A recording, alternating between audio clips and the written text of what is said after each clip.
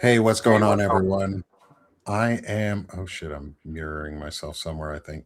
I'm Nick Perro. This is Banner and Backbone. We are here with Rachel from This Woman Votes and Frederick Pope from Missives from a Middle-Aged Man as we do a Powerful Voices episode and get Rachel and Fred together for the first time while we Yay. talk generative AI in the military and the dangers that are going on right now and the integration of Mecha Hitler Grok into our Pentagon for chaos incarnate and white supremacy policies as baked into the bias of the system. Hey, You, Rachel. With that framing, Fred. Hey, Rachel. Hey, Fred. How are you guys doing? Having a great day. you know what I love about Grok is the fact that when it started, Elon Musk was so fragile because it told him the truth about, white replacement theory. He said, no, we've got to change it till it matches what I think. It's like fantastic. It's also You know, showing apparent child porn or like sexualization of children now in very explicit ways in like minimal clothing and like amplified versions of themselves. That's really fucking disgusting. That started out by a woman posted an image of her out with friends, I believe, and someone commented at Grok, "Put this bitch in a bikini." wow. But And Grok turned around and said, "Here is said woman in a bikini." And then someone else said, and it just sort of, like all things in an environment engineered for both outrage and engagement, um, it did the same thing. And so I was reading one of the articles, and a woman put her own picture from her first communion up and said, "Put her in a bikini." And it produced one of the most uncomfortable images I've ever looked at in my life. I like I cannot begin to tell you, and anybody who's read anything I've ever written, I work with AI. I have been using machine learning since 2013 with my first implementation. I have been in this business since before Sam Altman had the chat GPT in mind, right? I've been doing this for a really long time. Grok is exponentially worse than anything else on this planet. And it is an existential threat. And when I saw them putting together Gemini on the GenAI, you and I and Shane talked last month. I was like, yeah, most of the time, my response to people worrying about AI is like, look, here's what you need to look at. This is how this is what it's good for. For the most part, I take a pretty measured response because I've been in this business a long time.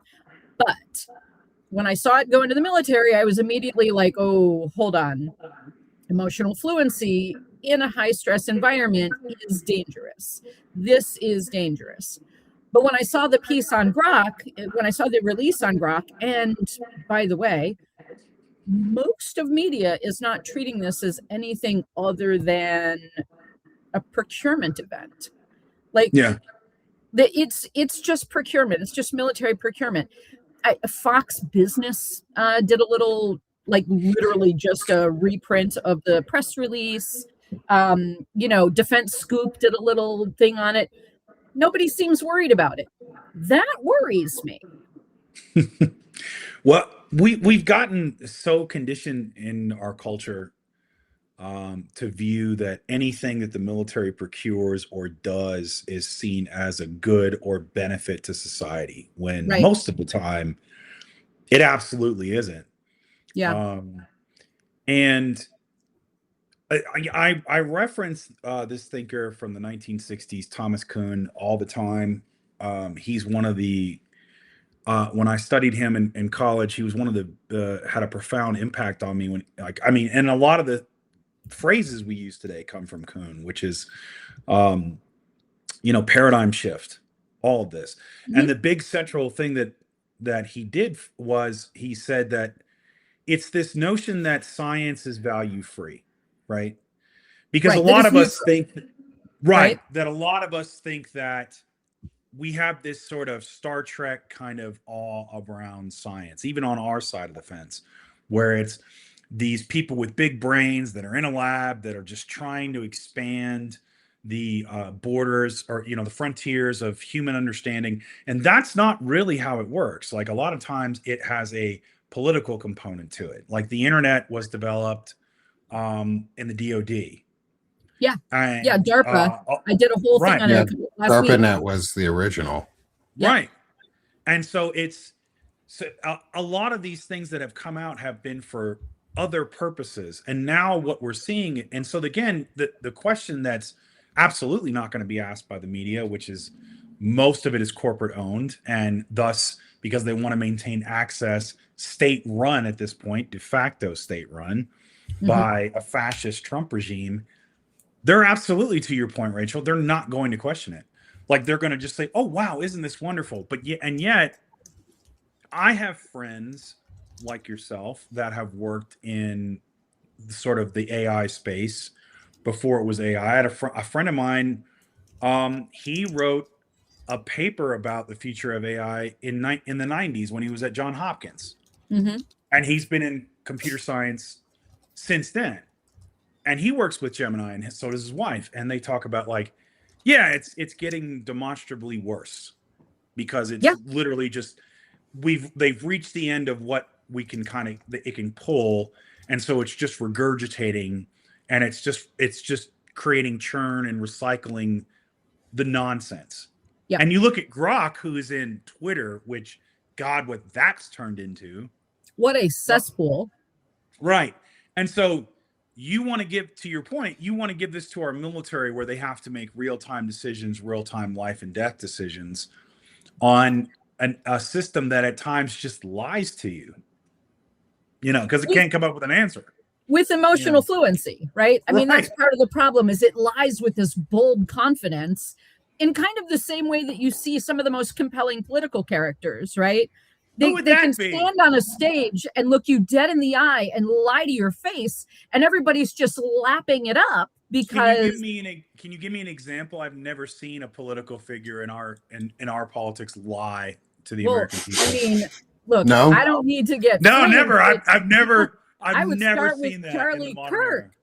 That man could stand and own a stage and confidently just spew the most deceitful rhetoric. And people lap it up because, in general, the public will take strong and wrong every day of the week. Nice. Yeah. Which is why we need to be strong and right. We need to be strong and right. And we need to be assertively strong and right, which is why, I'm writing what I'm writing, because I feel like there's a couple of things. First of all, this is my nerddom, right? I've been doing this for a really long time. But also, I feel like so much of it is either driven toward fear, because there is an explicit need to erode truth, right? But then there's also sort of this willingness to just be fed the information from whatever your talking head of choices, and most of those talking heads don't even know, and I'm going to say that. The part of the reason that mainstream media isn't covering the procurement piece or anything beyond procurement for AI is that we don't understand the complexity of it. Nobody's sitting around thinking, well, what is the epistemological impact here? But epistemology matters. Epistemics in the real world, for whoever's paying attention, like, it's epistemics is just the understanding of how you know what you know, right? Yeah. And so when you are trying to discern the difference between information and truth, it's necessary. And when you think about how we approach it, institutions, in particular government institutions, run on this. They run on understanding what's real so that you can make good choices that don't come back on you. And Go ahead. one of the scary things of all of this is that this system that is now being integrated into the military's tooling is fed information and real world data through X. That's Right. where it gets its Which is data from, yes. which is one of the most radically radically known extreme disinformation machines in the world. They propagandize everything, which means all of the generative AI information that it's building its database and learning off of is through hate. Literally, when Grok was allowed to start generating for itself, it turned itself into Mecha Hitler off of X. In less than 24 hours. In less than 24 hours, it turned Less itself than into 24 Mecha hours. Hitler. And now we've got pictures of abusive images of children and in very sexualized positions. One of our listeners in the chat said it looks like they did it to Renee Green after she died. It's all of that stuff. People went in and made bikini images and sexualized images of a dead woman in a fucking car who was just brutally murdered and executed. And that is the type of information that is going to get fed into a generative AI system for the military, which means they're going to propagandize that as part of the tooling. Yeah. And I mean, let me just make one quick point, Fred. Think about sort of the military decision-making process. It's nonlinear, it's chaotic. You have little small errors that become mass problems, and AI outputs are going to amplify all of that. And when you layer Grok, I mean, hallucinations out of Gemini was one problem, right? But the gross manipulation and the behavior amplification that you get from Grok is extraordinary. Well, and over half the traffic on the internet, too, real quick point, is bots. What is it, like 54% of traffic on the internet is bots, and a lot of that focuses in on X. So it's not even human traffic or human interaction that it's building and learning off of. It's learning off of its own other machines interacting with it, which makes it even more dangerous. I mean, it's interesting because it's it reminds me of there's a movie, I believe it was called War Games in the 1980s. Matthew Broderick, Ali Sheedy, and would you like to play a game? Yeah, the premise of it is a kid hacks into I think it's like NORAD Defense Grid, and he's like, I was like, oh, I don't want to play chess. It's like I want to play thermonuclear war. And he almost starts thermonuclear war because the computer, believes it's going to imminently be attacked. And so, but it's crazy how that's sort of prescient right now. But the other thing too is we've already seen this in a real world outside of the military, where the stakes are they're real, but they're not nearly as high. Where it's so Wendy's announced they're closing 8,000 locations, and they were also one of the fast food chains that instituted surge pricing with AI. And it's like, gee, how did that work out for your franchisees? That worked out really good. Oh no, it didn't. And so, so now you add it to where it's like, oh yeah, let's take this thing that's flawed, and let's do a war game scenario where we give it access to nuclear weapons, or at least the decision to hey, you should do this, this, and this based on this. Especially with this flawed, horrible stuff coming out of the fact that it's even linked to social media blows my mind. So blows my mind. Right. So here's a question for both of you on this. And Rachel, I want from an epistemic perspective in this, and and Fred, from your social understandings, because you do a lot of social commentary and societal commentary in general, is, do we need to be flooding X? This is the system that is teaching the military and brainwashing and going to be propagandizing orders, defining what is legal and not legal based on vibes. We're literally turning the military into vibe action. That's what we're fucking doing. And it's dangerous as shit. Do we need to be getting back onto those tools that we hate and we're trying to distance ourselves from? Yet they're I'm the tools now being used to make it. So do we have to counter it by flooding their zone? I'm torn on that. First of all, you couldn't pay me. That was my Like that's my response too. I'd rather swim in a puddle of shit, frankly. Um, I mean, we you know already what I mean? are, so But the other side of this is it isn't us, right? There is an enormous amount of money that is going into the continuing epistemic war, and I have an entire series on how to recognize what epistemic war looks like, right?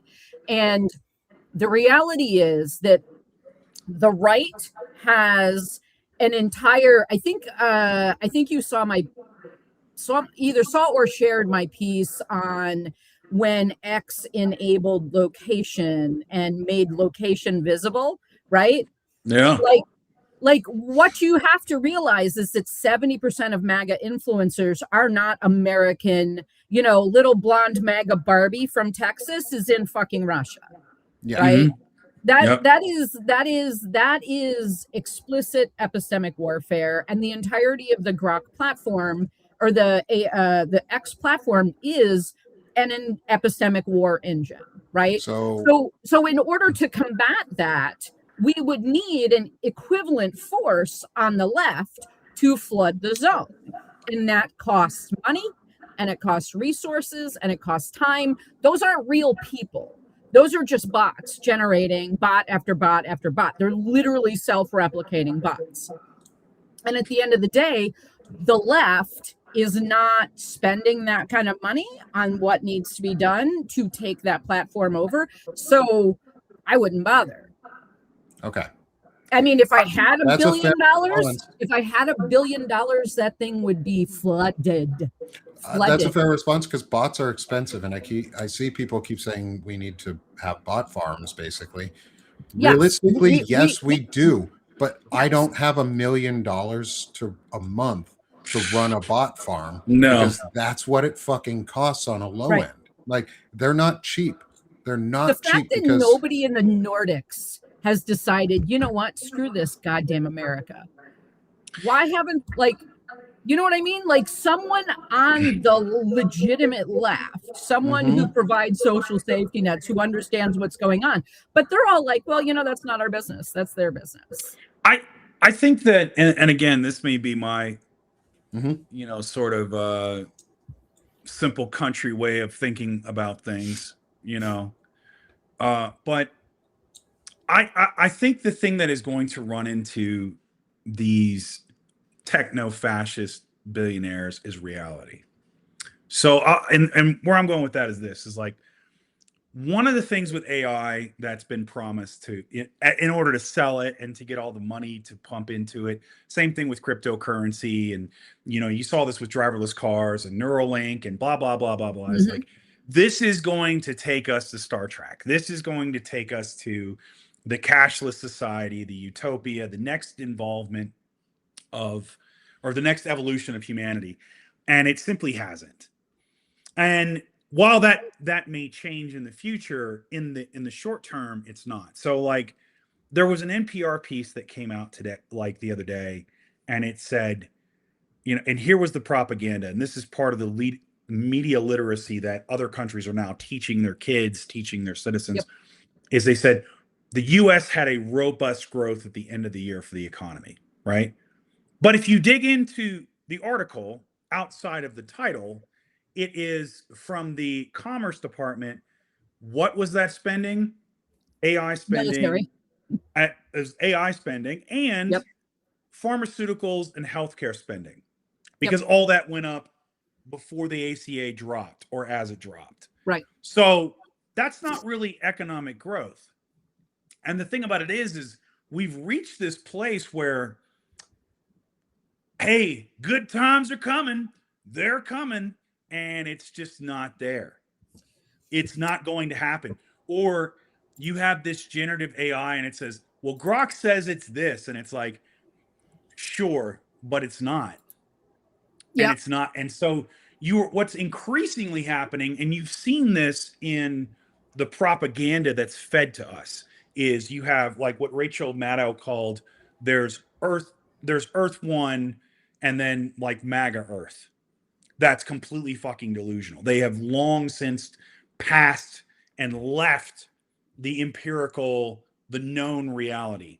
And you're now seeing it in the billionaire class. I think one of the reasons, and I've thought about this, why Trump, and suddenly there's this very jingoistic, very wartime posture, is the economy's getting ready to crash.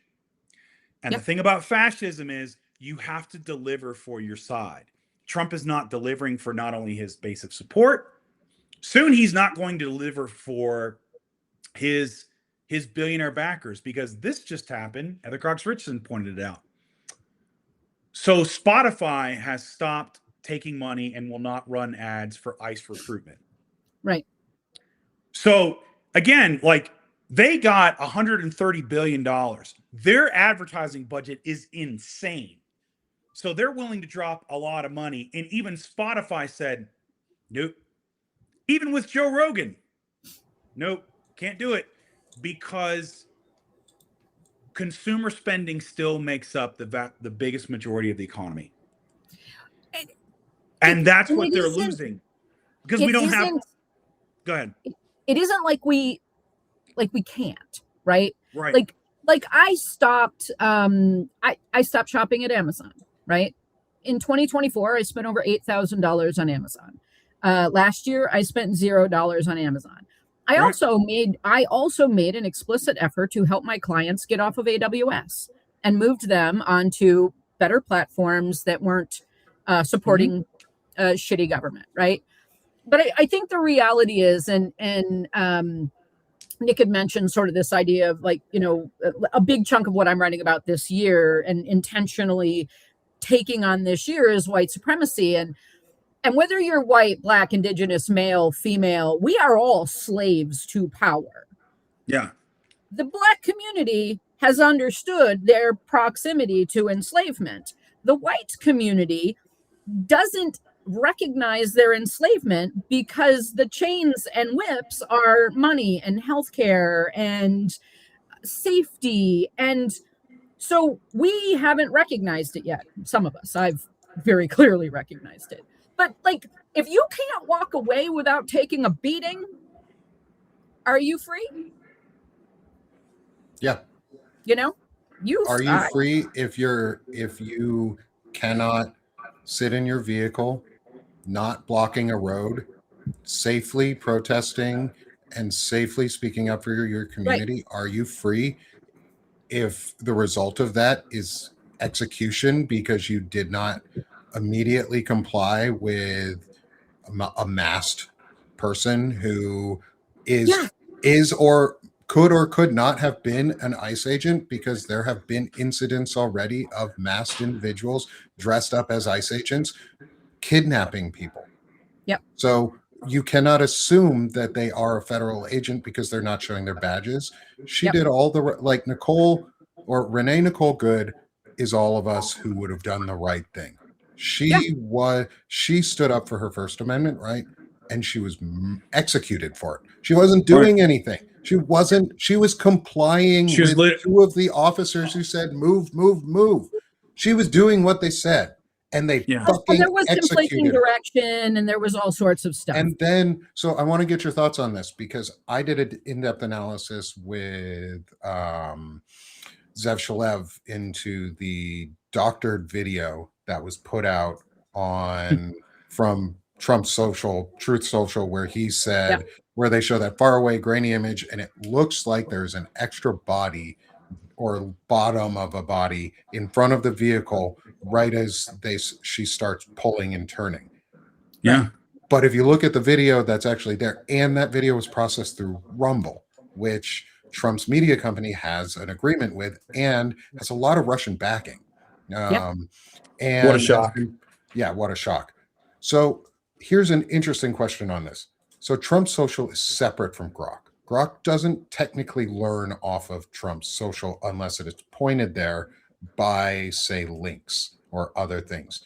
Do either of you think that the impetus will be,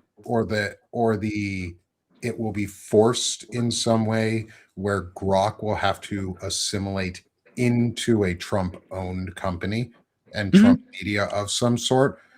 I think that it isn't a force. I think that it's really easy for things to be cross-linked across platforms. That's simple. I wish more people would share my shit across other platforms that I don't prefer to participate in, but whatever.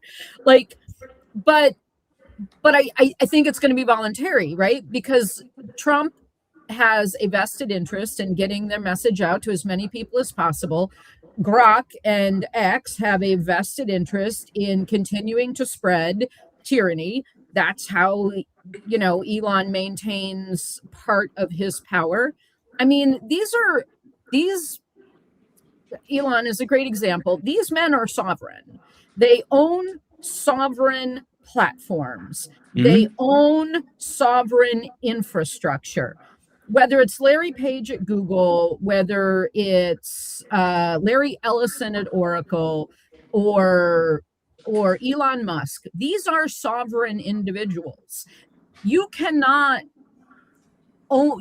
not be able to own satellite infrastructure, right? Part of what I wrote early in the week was sort of and it started with this idea of the internet, right? Internet started out of DoD and ARPANET, DARPA, kind of the transition through there. The government has spent hundreds of millions of dollars on essentially de-risking early innovation and basic science, right? And then what happens is that basic science, all of that sort of de-risked innovation gets added into some new broader innovation, and then the government gets nothing back from it. Right. But then all of these companies build these massive billion-dollar platforms on infrastructure that they did not build. So now you have Google, you have Meta. Meta's another great example. This is sovereign infrastructure built on basic innovation that the American government funded in the 60s and 70s and 80s, right? None of this shit would have existed had the American government not initially funded it. And now we're in an environment where the American government is pulling back the reins on all basic science science funding. They're not doing any of this. And this is going to create generational impact to our ability to innovate going forward. China is spending $500 billion on future innovation. Capital doesn't spend money that way. Capital does not spend risky money like that. They let the American government risk their funds early on in kind of the weird scientists, do cricket's orgasm or whatever thing that basic they're research, funding, right? like basic research stuff. Basic research, and it's the thing that everybody's like that everybody picks apart and makes fun of. But all of that stuff builds onto true innovation 1 decade, 2 decades, 3 decades later, and so the impact of that is going to be enormous. As we move into the future, we are absolutely going to be shitting the bed and kissing the ass of the Chinese, because they are going to lap us again and again and again, because these dum-dums did not want to be taxed for things.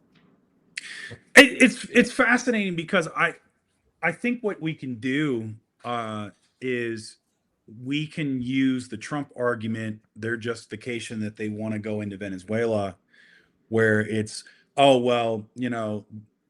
American companies used to own this oil infrastructure. The country took it and nationalized it. Therefore, we want it back. It's like, okay, well, our tax money from the 60s and 70s built this infrastructure. Yep.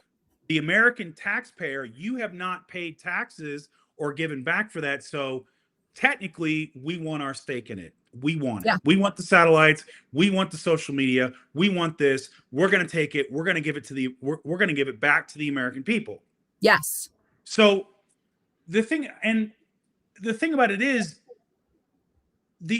you're seeing massive distrust in institutions.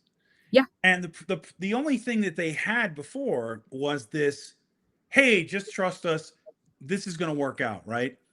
10, 15 years ago, everybody loved cuddly little Warren Buffett, you know, like, oh, the Oracle of Omaha and billionaires, they made that money and they deserve it. Now it's flipped. They don't trust corporate media. They don't trust cable news. They're coming, like, I literally should not have any kind of following on Substack. I'm not a professional, like, but I'm just a guy with a master's degree who just is informed because I thought that's what you're supposed to do as an American citizen. But they distrust the people that are supposed to do this, the journalists, so much that they're now coming over here and listening to us. And that, I think, I don't care how much money you spend. I don't care how many bots there are. To Abraham Lincoln's famous quote, you can't fool all the people all the time. All the time. Yeah. And we are at a place where that fooling us is getting harder and harder to do. And the problem with the Trump administration, if they were savvy at politics at all, they're great at trying to grab power. And this is one thing I always say is, do not confuse brazenness with brilliance. Because they're not the same. They're not the same thing. Is the state, i.e. the regime, cannot be wrong. Because all they had to do with Renee Good was going, well, we have to review it. We have to see, you know, we're going to do an investigation. And it was like, no, they came right out and smeared her and everything else because that's how they operate. And they bring JD out talking about how she's a terrorist. Well, that means that the three of us on this call are fucking terrorists. We're terrorists now. And right? Again, we are now all, you know, Donald Trump does not consider himself the president of all of the people of the United States. He considers himself the president of MAGA. If you are not MAGA and did not vote for Trump, you are the enemy. And and everyone needs to understand that. Like Maria Machado in Venezuela, who was supposed to be their puppet, right? Yeah. That Rubio put up for a Nobel Peace Prize and got it, right?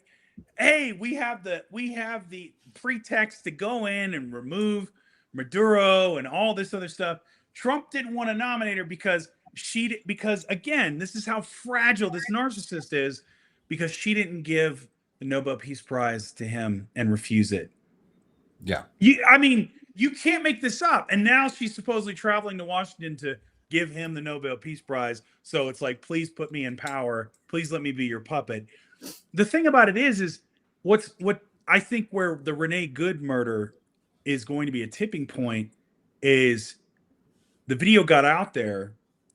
We all saw it. We heard the anguish screams of her wife. We heard the physician saying, hey, let me treat her. And we've seen it. And so now I don't care what you spin. Really, at this point, is like you're just trying to hang on to this smaller and smaller base that you're holding on to. And the rest of us, but what's happening with the rest of us is we're not filled with doubt anymore. We're not filled with apprehension. We're saying like, no, they're fascists. Yeah. Like people are talking more and more like me and you and Nick. Whereas like 5 years ago, people were like, Fred, you can't say fascist. That's too much. I was saying that the F word in 2015. So was I. And I'm just like, shocked that people are going further than I am now. I'm like, man. Yeah, I was I vividly recall having a conversation. I ride motorcycles, and so I was with a group of all men and me, and it was 2015, and there were just a bunch of old Harley dudes, right? Yeah. They were talking about they were joining labor. They were joining this organization, Labor for Trump, and I said, my friend, Labor for Trump is the equivalent of Jews for Mussolini. Let me tell you what is going to happen. Right. Mm-hmm. And that is 100% 11 years later, it has been 100% accurate. That is the reality. Is we live in an environment that is engineered both from an epistemic warfare perspective, but also this idea of like fused identities and how people become in-group thinkers, right? Yeah. How else can you explain Nazis and Zionists in the same goddamn party? Right? Yeah. That is fused identity. And Yeah. now all of a sudden, when you start critiquing the leader, you've now critiqued my identity. And you are Yes. that is an existential threat to me as an identity in MAGA. And so that's where you get into these situations where they sacrifice their families, they sacrifice friends, they sacrifice everything for this identity that is so fragile that Yeah. it can't allow additional information in. Yeah. And all of this, 100% of this can be put at the feet of social media and Mark Zuckerberg and epistemic warfare, information warfare, algorithmic amplification of the erosion of what you know and how you know it. Right. So, Well, anybody in the audience I want should to have a donate? pulpit. I need a If pulpit. anybody in the audience wants to donate to the cause and help us build a bot farm, like that would be Should we crowdfund a bot farm? crowdfunding bot farms, open source bot farms, just fucking tearing down, because that's in reality that's probably what's going to do it. Is if we can get enough software engineers, like I'm a previous software engineer, I have been so fucking traumatized by that industry that I have not touched code since I left my last job. It's been over 6 months and I haven't coded since. And it feels good. And it feels good because I fucking was so mad all the time. But we need some insiders right now who are still coding, who are developing with AI, who are up to date on these technologies, because I can't do that. If we're out here discussing what's going on, we then need the support behind us. So we need people to start funding. And I hate saying we need, because it should have been fucking done ages ago, is funding sources for these types of efforts to flood the zone. Like I keep saying is we need to flood the zone for democracy, and we have to get on their platforms to do it, unfortunately, in a free way where we're not really paying attention to it, but it's getting done. Like bot farms we have to do it eventually. We need some good white hat hackers out there and folks who want to do an open source bot farm and just fucking do it. GitHub is free and open source is free. VS Code is free. You can download all the tools. You can learn for free how to code. And if you are already doing it, fucking help. Even do it on the minimum, like free servers if you can, if you have to on AWS, but find better platforms to host it. Find out of US data centers and platforms that could help host it. I will repost a post of where I'm taking my clients. Okay. Where Absolutely. I'm guiding my clients. It's a note that I posted, I think, at the beginning of last year. So I'll have to go back and find it. Okay. But I've got a list of places that are AWS alternatives that are both more sustainably run, more ethically run, and in a lot of cases offshore. So we don't run into onshore problems. I honestly think what's gonna kick this open is when the find out hits, and it's coming soon for the Trump regime.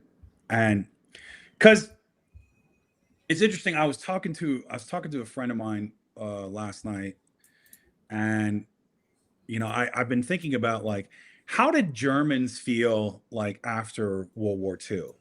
Have you read the book? With the Nazis, and so the Nazis fall, and then you have to carry this guilt, and so and the one thing that he pointed out to me was that we're at a stage where we're resisting internally. The external resistance has not come yet.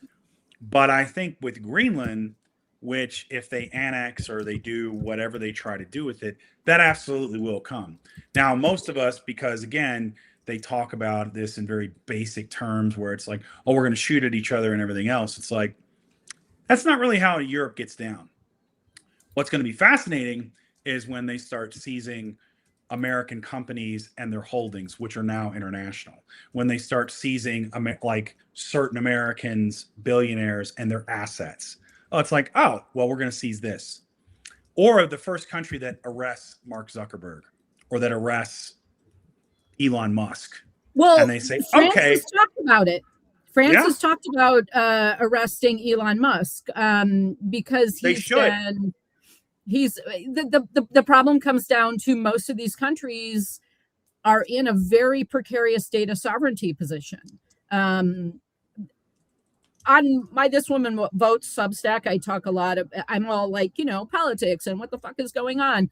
But on my trustable.blog, where I write all just boring ass business shit, I have an entire series on data sovereignty and why countries like Canada are essentially digital vassals to the United States.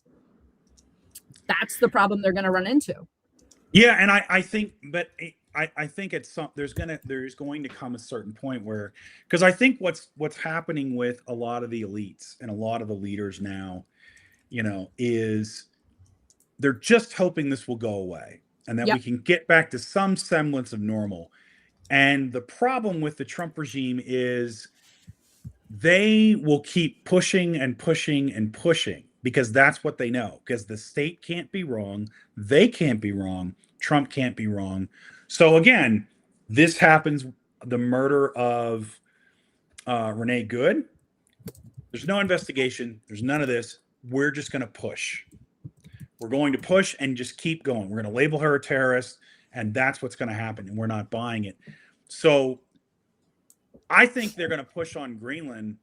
They're not going to back off of it. They're just going to say, well, Trump wants it. I want it, and I can have it, so I'm going to keep pushing until I get it. And then NATO's going to be like, oh, okay, well, cool. We're going to do this now because we have no choice. Yep. Right. Yep. Because our citizens are going to go, oh, okay. You don't want to do anything? Cool. We'll get some people in there that will. Yeah. And it's at that point when we start to feel, when we are cut off from the world, or Canada says, you know what? If we got to go through a digital blackout while we retool, it is what it is. Yep. And you are going to force these other countries to make some hard choices. And at that point, we are going to have external pressure. Yeah. Including internal pressure. And that's when the regime collapses. And if it has to go to that place, you're going to see, we're going to prosecute Trump and his cabinet. No. We need to prosecute Mark Zuckerberg. We need to prosecute Elon Musk. We need to prosecute all the people that brought this about. I'm starting to see so-called moderate voices now that are like, we have to prosecute MAGA from top to bottom. Yeah. It's going to that place, and it's going to continue, I think. Do you remember when when Saddam Hussein gets taken down and they have to go through the de-Baathification process, right? Sort of post Saddam. I think that is part of the difficult conversation that has to go on. It's like South Africa and Truth and Reconciliation and their approach to that. Mind you, nobody really suffered under the Truth and Reconciliation. The people who should have been held accountable didn't. But we have to consider the understanding that accountability has to happen. We have been, as a country, completely allergic to accountability. Mm-hmm. There was no accountability at the end of slavery. There has never been any accountability in how we have approached any of that. We've just sort of embedded racism and all of that into systems so that, sure, your shitty uncle is a racist, but so is the Department of Justice. And the Department of Justice has a giant systemic impact on an entire population. Your uncle's just a dickhead and he's going to die eventually. Right. And I think good. No, go ahead, Fred. Go ahead. No, I think that it's there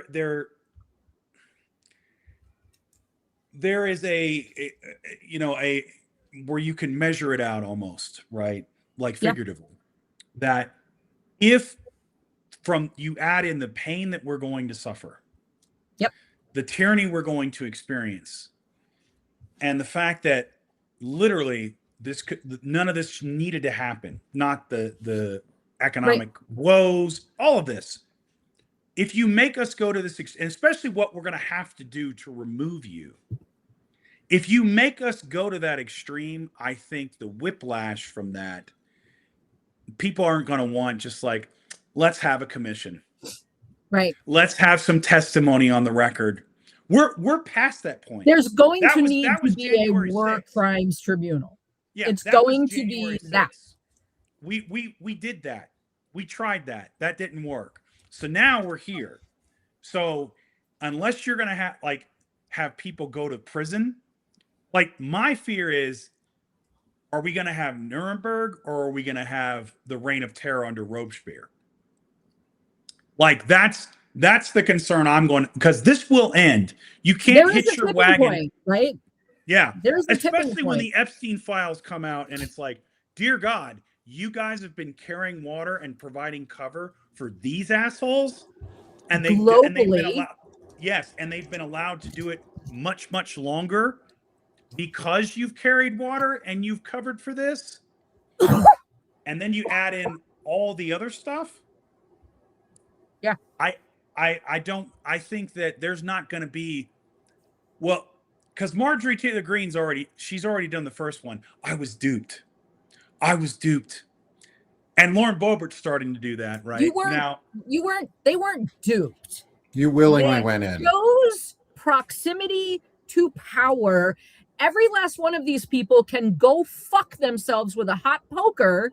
I am so over the I was duped. Oh, the next iteration of that is going to be I was afraid. Sorry, that was really graphic. Yeah, no, it's fine. Like the next iteration is going to be I was afraid, and so I was framed as absolute bullshit. I was afraid. I was afraid that I would get blah blah blah. It's like, no, you weren't. You wanted to be close to power.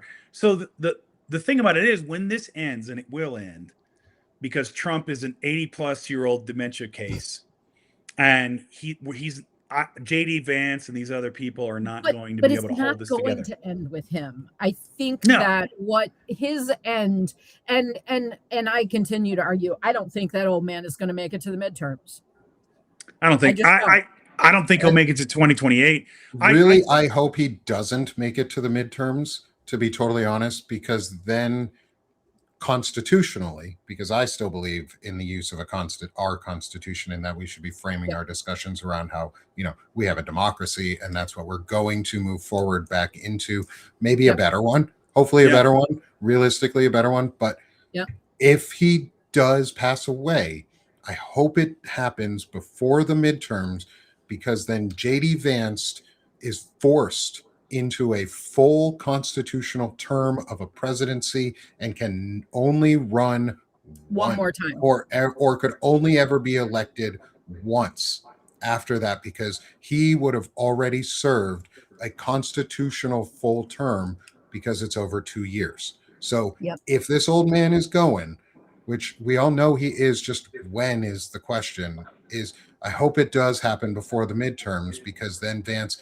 has to constitutionally be the president before to fill a full cycle. And so he cannot run he can run multiple times, but he can only ever win once. And I think limits him in a lot of ways. And I think that would be the thing that they're hoping to avoid most in all of this. And so coming up on this, because we're coming up to the top of the hour here, is a question I have on Greenland, NATO, and say aggressive actions, now that we have looping this all back into our generative AI and the military discussion. Greenland is the wet dream of the tech bros. And they want it because it offers geothermal cooling and basically an unlimited resource set to run and power data centers. Do you believe, or do you think that there is a way, and this is where I want to be action focused, not on doom and gloom, is do you think there's a way that we can influence, say, Grok AI or XAI or Mecha Hitler or whatever you want to call it, or the other AI platforms, to help prevent illegal orders from being distributed as though they are legal. Because one of the things you mentioned in your article is all about the use of the AI filtering and then the like context around that AI Yep. filtering and what Yep. has been added to the discussion. So how do we influence that to prevent the US from destroying NATO and going into Greenland as best as possible? So I think that molding the thought of Grok is doable. Most of these AIs are tuned to sort of value epistemic authority. So if you're authoritative on a subject, you end up sort of filtering through into the idea or thinking. The problem is Grok doesn't respect epistemic authority; it respects volume. Right? It is only focused on volume and engagement, and anything that has volume and engagement gets elevated and amplified. That's the real risk for the parts and pieces that are going into the military. On the other side of things, it also means that if you can shout down a Russian bot farm, it has some potential. Right? I mean, taking over X with our own bot farm that is tuned to the truth, that is potential. But I mean, you're talking about an enormous amount of funding and an enormous amount of sort of bandwidth. But it is absolutely doable. I think that if the billionaires were smart, they would be doing what they needed to do to get what they needed out of Greenland directly and not fucking with Donald Trump. Right? Because they are their own sovereign entities. But the idea that they give a shit about the environment? No. It's probably a little more generous than they deserve. Yeah, I'm not saying at least they want to go to Greenland not because of the environment, but because it's a renewable source it's that renewable they don't. cold. Yeah, right? It's renewable for them to be able Yeah. to keep their data centers cold and power without worrying about some outside influence. It's Yeah. almost a self-contained system. Because you can Mind you, use the heating like am- Amazon does. They this use is- the cooling elements from their, or like the heating elements from their data centers underneath some of their buildings to heat the building, and then they recapture the energy and they do a closed Right. cycle. As it's a cool system. I'm not No, complaining yeah. about that system. I think it's fantastic. I think we should have things like that, but we should not be invading sovereign nations to do it.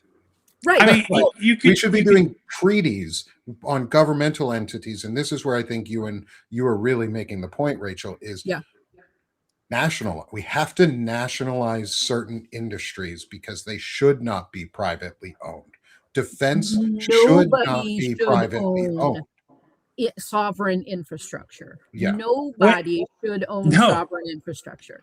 When I this, and I think this is often where I was like, where we get kind of lost in the sort of nuts and bolts of things. And one thing as a student of history and working in really heavy manpower sectors and dealing with a lot of it, like I was in the sort of middle position where I've dealt with executives all the way up to the CEOs of companies, all the way down to the front line. Yep. And there was a move once where somebody was, making a move to go do this, and I said, man, that doesn't make any sense. Like, logically, you make more money and do this, and this. And somebody said, Fred, at a certain point, these guys have so much money, it's not about money anymore. It's about ego. Yeah. And because again, we could sit here and go, why wouldn't you go to Antarctica? Or like, why wouldn't you go here? There's all kinds of places in the world that you can do the same thing, but that literally do not run into the problem of invading a sovereign country. Like Right. Alaska.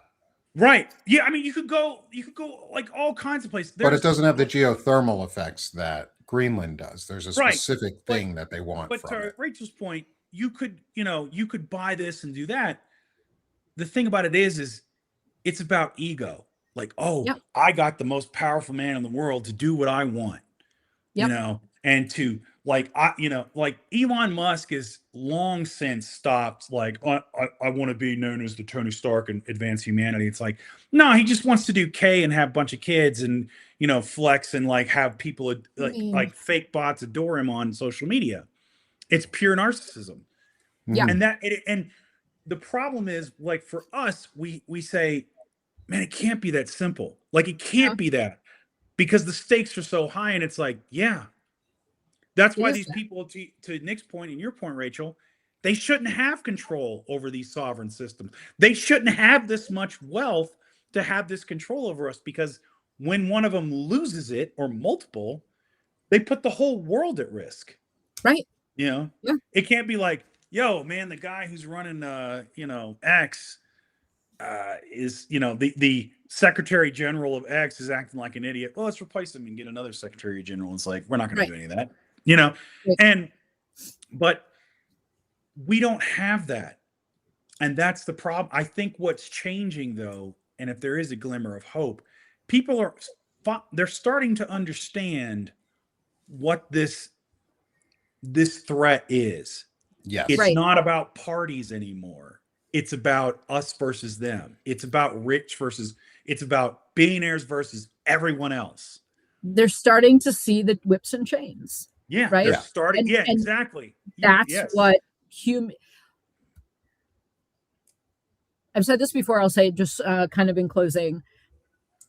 Mhm. If Black people could have ended white supremacy, it had been done a long time ago. Oh, God, yeah. It is up to white people to recognize our own fucking enslavement Mhm. and end this bullshit. It Yep. is not Yeah. white versus Black. We should not be attacking one another. What we should be doing is really thinking about who is holding the whip, because it Yeah. ain't us. Yep. Yep. 100%. So with that, I think that's a great place to end it on. Is we need to. There's a reason Nick Parrow spends so much time talking about white supremacy and bringing on white men or white women who are actively fighting against it, because that's my lane. I can stay, as the military taught me, watch your lane. What's your lane? Watch your lane. Stay in your lane. Right. That means observe your field of fire where you Yep. are the most impactful for, and you can help everyone else. I can talk about men's issues. I can talk about whiteness. I can talk about tech and the things that we're doing here. And that's what Rachel, that's what Fred are doing. And I want you both to be able to sell your platforms, promote yourselves as best as you can here. And Rachel, we're going to continue our discussions as we have started doing more of. Thank you for sending me those articles. I'd love to see like hosting platforms and things, because I'll track down that. It's an old post, but I'll track it down. I was a senior DevOps engineer, so I do know how to build these things, and I know how to use AI to help me build these things too. That said, if we want to actually have tools like this where we can flood the zone for democracy on X and on Meta and things like that, or wherever, people have to help fund us. So Rachel, or have to help support us and have to get our work out there so that people can see us and see it. So Rachel, how can people support you? They can show up, check any of my links. I've got up to 70% off paid subscribers. I'm not looking necessarily to fund things. I am looking to get my little orange check so I can be perceived as a legitimate provider of information, because we're all chasing legitimacy, right? Mm-hmm. Well, we'll have a talk. I think we'll have a talk, Rachel. We'll have a I just talk. want my little orange check so I can be a legitimate provider of information. You are a wears off- legitimate it wears provider off of quickly. information. It Yeah, wears we'll off talk. quickly. Yeah, we'll talk right after this show. All right. Let's have a discussion here, just for a couple minutes, Rachel, because Yep. I do want to support your work, because it's really important. Like the GenAI stuff, like we've talked about it on Palin Talk. We're talking it's about it here. fascinating Like stuff. I really just want to get this information out there so that Yep. we know and we're prepared and we know how to action against it. So please support Rachel in her efforts to get that and help make others see her as legitimate as she already is. And so help her grow. Fred, how about you, my friend, with missives of a middle-aged man? That's it. This is from Middle-Aged Man, Frederick Pogue. I'm currently running a special. It was 46 for 2026, and then I half that, and I'm probably going to keep that for the rest of the year. But I write about culture, I write about politics, I write about philosophy, but Nick Perro at Banner and Backbone's doing a lot of good work. Shane Urich at the Firebrand Project. There's so many other creators. I mean, I've met Rachel for This Woman Votes. I've really loved some of your stuff. I always say, put me last in the order. Go subscribe to them, help them get their orange check mark, so then they can be like, man, was this worth it? Like, I don't know. So, but yeah. I don't know. That Afeni Shakur post had me, had my DMs blowing up. But that's why you're doing something good, Yeah. But other than that, you'll find me on Notes. I'm kind of a rabble rouser. I tend, being a former veteran, or I'm veteran, former Marine. Former veteran, are you dead and back? Yes. Kind of. I mean, but I generally I try to be a pain in the ass for democracy. And that's my lane. I love it. I love it. Thanks, Fred.